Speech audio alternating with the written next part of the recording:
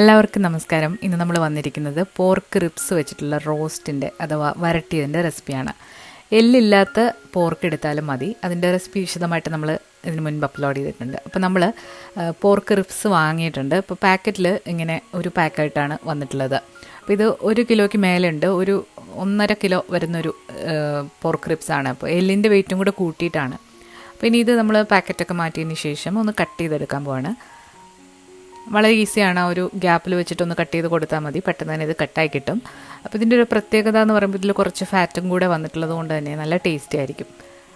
Pork നമ്മൾ എപ്പോഴും ഉണ്ടാക്കുമ്പോൾ കുറച്ച് നെയ്യോട് കൂടിയിട്ട് ഉണ്ടാക്കുമ്പോഴാണ് ഒരു ടേസ്റ്റ് കിട്ടുന്നത്. നെയ്യില്ലാത്ത വെറും ഫ്ലഷ് മാത്രം എടുത്ത് ചെയ്യുമ്പോൾ ആ ഒരു ടേസ്റ്റ് കിട്ടില്ല. അപ്പോൾ ഇത് നമ്മൾ കട്ട് ചെയ്തെടുത്തിട്ടുണ്ട്. ഇനി ഇത് നമുക്ക് ഒന്നുകൂടെ ഒന്ന് കട്ട് ചെയ്ത് കൊടുക്കാം. അപ്പം ചെറുതായിട്ട് താഴ്ഭാഗം വെച്ചിട്ട് ഒന്നുകൂടെ മുറിച്ച് കൊടുക്കാൻ പറ്റുന്നൊരു പരുവത്തിലാണ്. അങ്ങനെ നമ്മൾ നന്നായിട്ട് കഴുകി വൃത്തിയാക്കി എടുത്തിട്ടുണ്ട്. ഇതിലേക്ക് ഒരു 1/2 ടീസ്പൂൺ മഞ്ഞൾപ്പൊടി ചേർത്ത് കൊടുക്കുകയാണ്. മുളക് പൊടി, ഇത് കാശ്മീരി മുളക് പൊടിയാണ്. നമ്മളിവിടെ ഒരു 3 ടേബിൾ സ്പൂൺ മുളക് പൊടി ചേർക്കുന്നുണ്ട്. ടീസ്പൂൺ ആണെങ്കിൽ ഒരു 4 മുതൽ 5 വരെ ടീസ്പൂൺ ചേർത്ത് കൊടുക്കാം. ഇനി ഇതിലേക്ക് ഒരു 2 ടേബിൾ സ്പൂൺ മല്ലിപ്പൊടിയും കൂടെ ചേർക്കുന്നുണ്ട്. ഇനി നമ്മൾ ചേർക്കുന്നത് കുരുമുളക് പൊടിയാണ്. അതൊരു 2 ടീസ്പൂണാണ് ചേർക്കുന്നത്. ഇത് എരിവിനനുസരിച്ചിട്ട് നിങ്ങൾക്ക് കൂട്ടോ കുറയ്ക്കുകയോ ചെയ്യാം. ഇപ്പോൾ നമുക്ക് വേവിക്കുമ്പോൾ കുറച്ച് ചേർക്കാം, ബാക്കി നമുക്ക് പിന്നീട് ചേർക്കാവുന്നതാണ്. ഇതിലേക്ക് ഉപ്പ് ചേർക്കുന്നുണ്ട്, 2 ടീസ്പൂണോളം ഉപ്പ്. പിന്നെ ഒരു മീഡിയം പീസ് ഇഞ്ചി കഷ്ണം, ഒരു കുടം വെളുത്തുള്ളി ഒന്ന് ചതച്ചതാണ്. അതിൽ നിന്ന് ഒരു 1/4 ഭാഗം ഇതിലേക്ക് ചേർത്തു. അതിനുശേഷം ഒരു 6 പച്ചമുളക് കീറിയതും പിന്നെ ഒരു വലിയൊരു സവാള നീളത്തിൽ അരിഞ്ഞത്. സവാളയ്ക്ക് പകരം ചെറിയ ഉള്ളി ഉണ്ടെങ്കിൽ അത് ചേർക്കാം.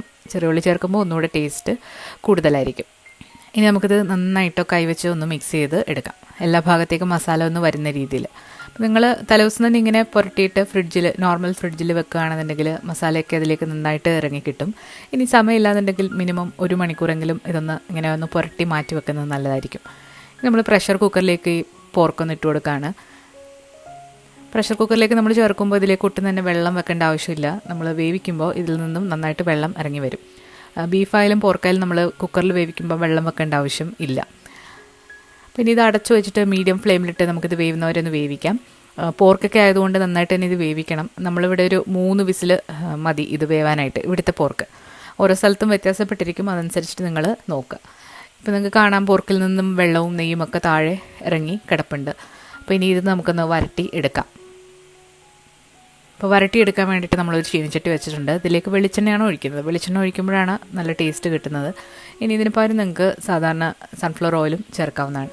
നമ്മൾ നേരത്തെ ഇഞ്ചി വെളുത്തുള്ളി ചതച്ചതിൽ നിന്നും കുറച്ച് മാറ്റി വെച്ചിട്ടുണ്ടായിരുന്നു. അപ്പോൾ അതാണ് ഇതിലേക്ക് ചേർക്കുന്നത്.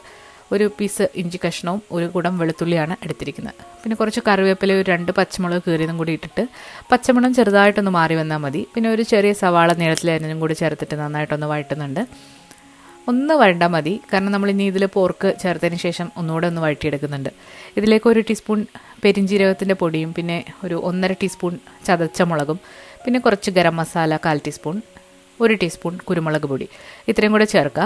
പിന്നെ ഒന്നുകൂടെ കളർ കിട്ടാൻ വേണ്ടിയിട്ട് നമ്മൾ 1 ടീസ്പൂൺ കാശ്മീരി മുളക് പൊടിയും കൂടെ ചേർത്തിട്ടുണ്ട്. എല്ലാം ഒന്ന് വഴറ്റിയെടുത്തതിന് ശേഷം വേവിച്ച് വെച്ചിരിക്കുന്ന പോർക്കും കൂടി ഇതിലേക്ക് ഇട്ടിട്ട് നന്നായിട്ട് വഴറ്റിയെടുക്കാം.